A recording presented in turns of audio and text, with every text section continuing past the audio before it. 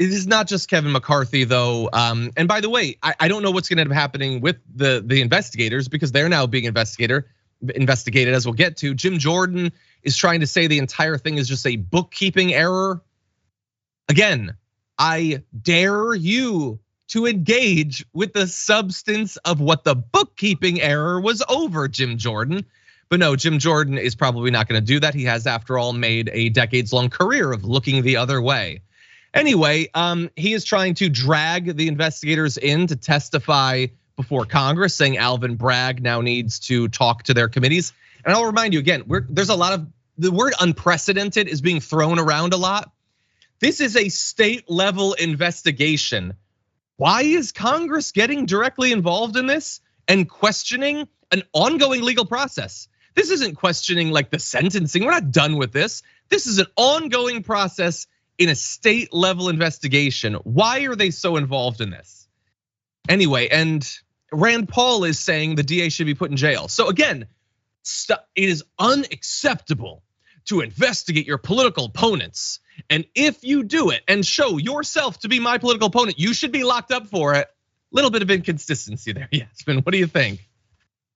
Rand Paul, I always get annoyed whenever I have to like comment on him, so I'm just not going to. But like the Republicans, they keep trying to press this narrative that all of these potential indictments against Trump are politically motivated, right? They're attacking the Manhattan DA. They're claiming that it was the Democrats who are doing this, even though none of this is taking place in a congressional setting. Jim Jordan's recent defense that it was a bookkeeping error is now, it's just like too little too late. So I don't really know what he's hoping to accomplish with this, apart from furthering the narrative that they already are so embedded in, right? They seem convinced that by making Trump a victim in all of this, he's essentially martyring himself for the cause. Even Marjorie Taylor Greene, she said that a criminal indictment would only strengthen the Trump base more because, I don't know, I guess they love criminals. And Jim Jordan, like his point doesn't make any sense either. Like if the case was never dropped in the Manhattan DA's, he said something about it being dropped and then it was picked up whenever Trump announced his presidential run, but that isn't what happened. Cy Vance passed it down to Alvin Bragg when Bragg took over the office. Yeah, but see, you say passed it down. I can change that to passed on it, and that's only a few letters different, so it's almost true.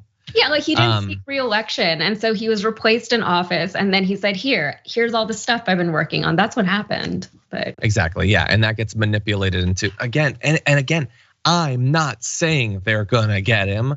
I understand that it would be super easy, and probably some people would have an appetite for just constantly saying like, oh no, everything's gonna work out and all of the bad people are gonna go to jail. I'm not covering this because I think that's necessarily gonna happen in this case or in any other case, but it is happening. It is unprecedented for us to be in this position where a major candidate for office has committed so many obvious crimes.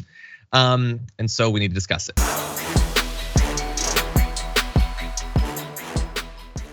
Check out the Damage Report podcast each day, wherever you get your podcasts, whether Pocket Casts or Stitcher or iTunes.